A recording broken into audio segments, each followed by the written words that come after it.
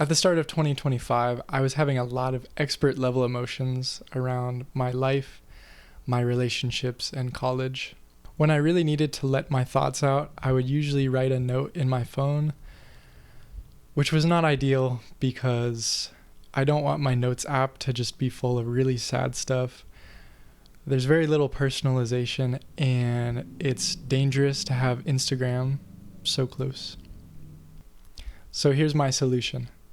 100% authentic, genuine DIY journals.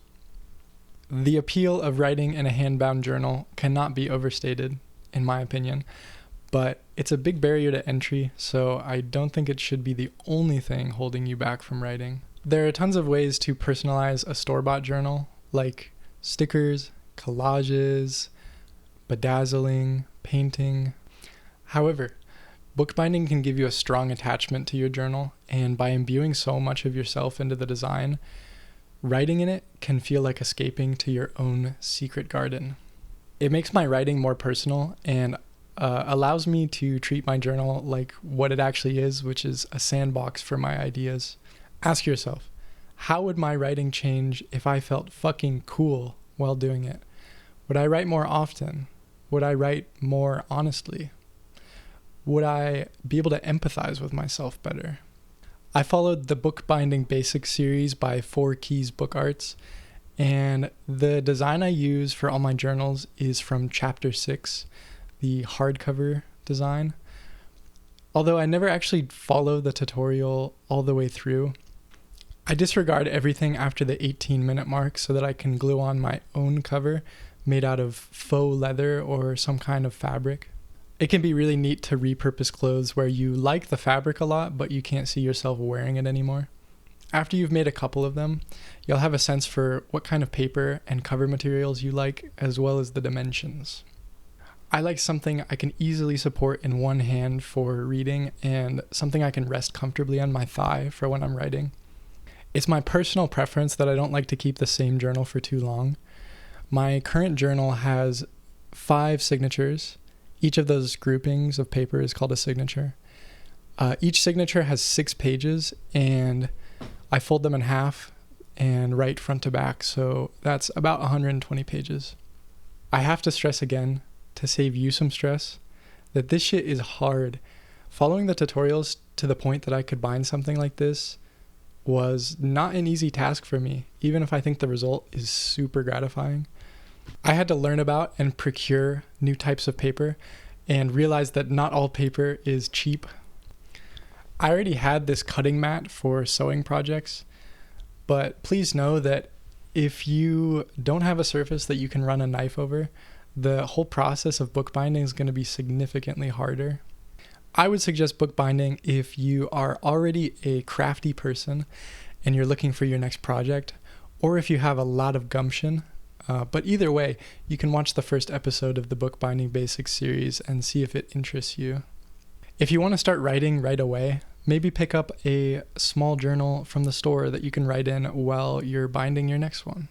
The rest of this video is actually going to be a retrospective over the 4 different journals I've kept this year and how their function has shifted to fulfill the different needs in my life.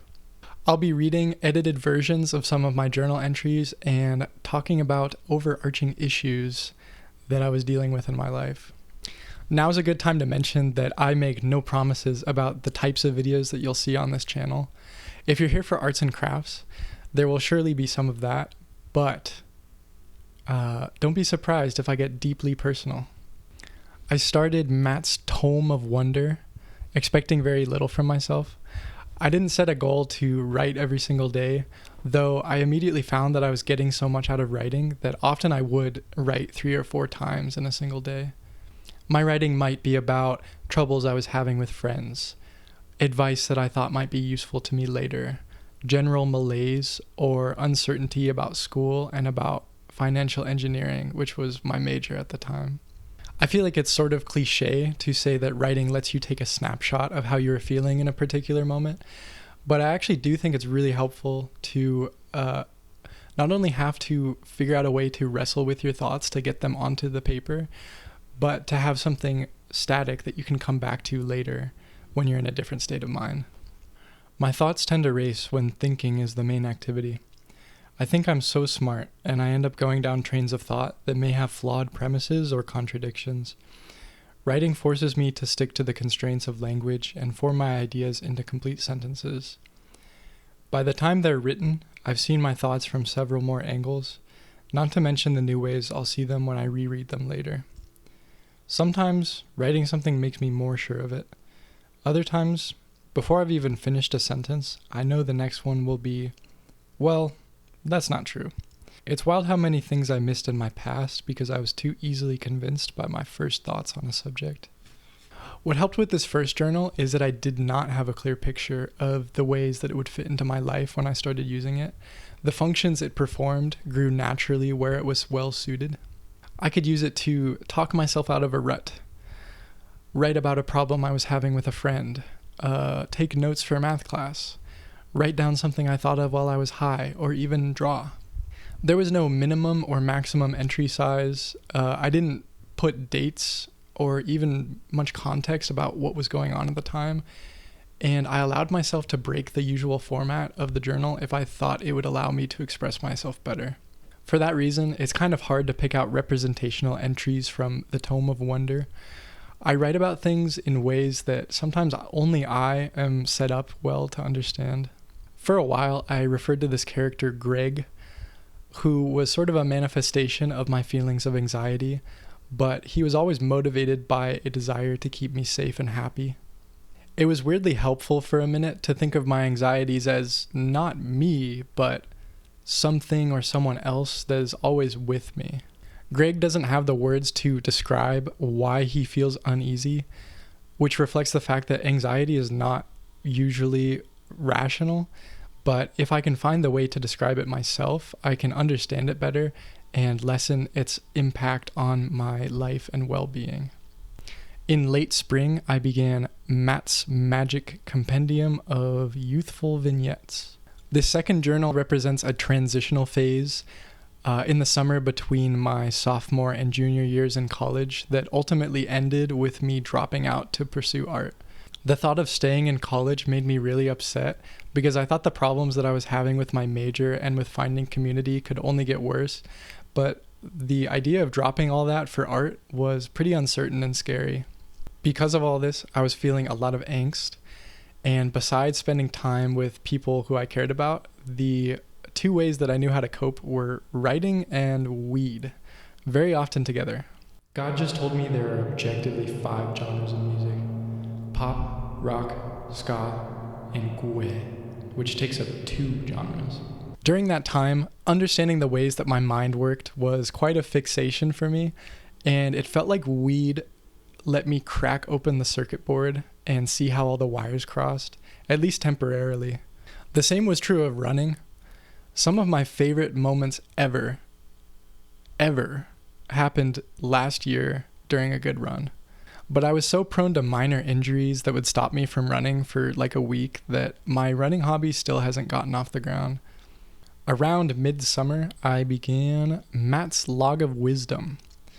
It appears to be a similar size as the rest, but I actually used way thinner pages, so this one took me forever to fill. What's worse is that I realized pretty soon that I didn't really like the feeling of writing in it.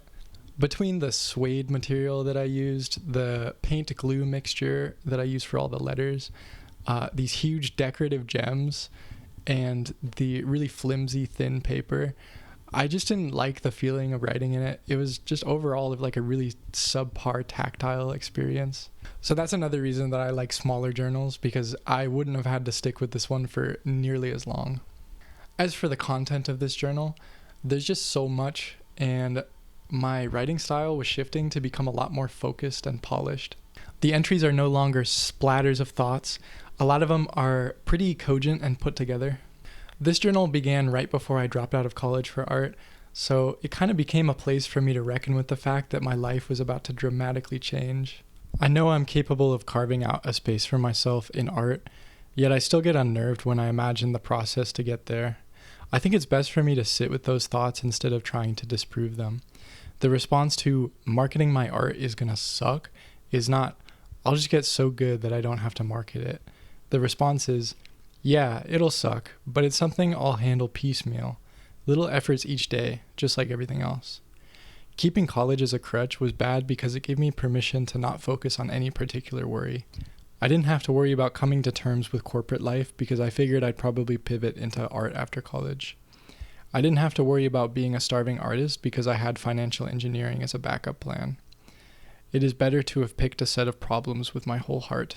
The reason my handwriting is so choppy is because I was actually writing with my non-dominant hand. I was drawing so much every single day, upwards of 4 hours, and I really didn't want to risk a repetitive stress injury on my good hand.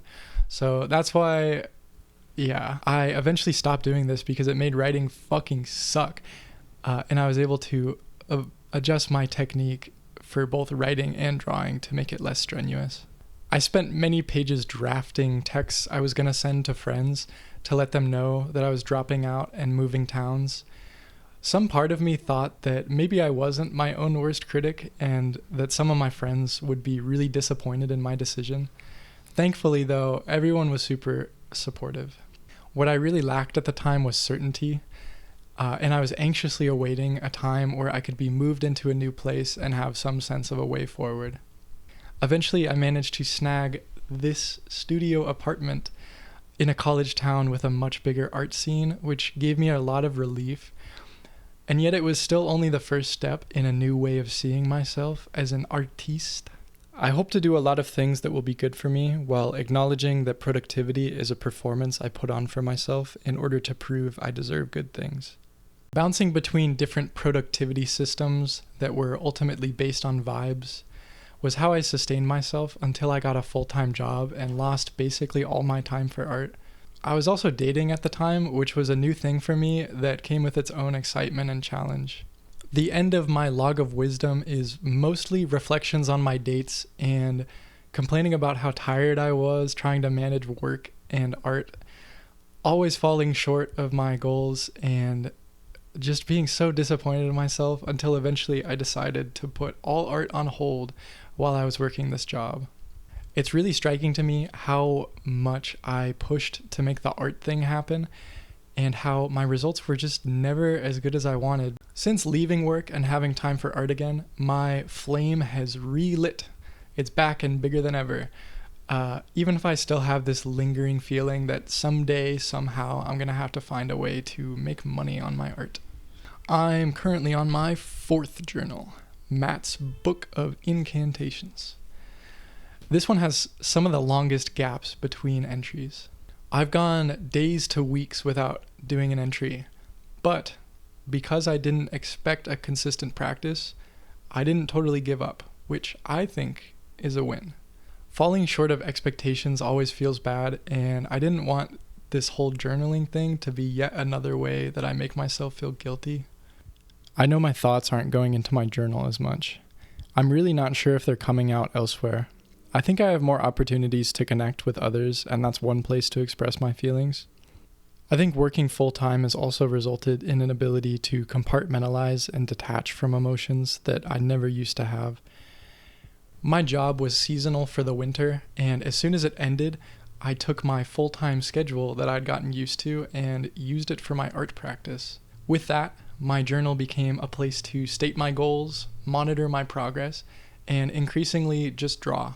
I made this doodle in a coffee shop that I'm now realizing is very similar in some ways to my written journal entries. It's just in the form of a drawing, if that makes sense.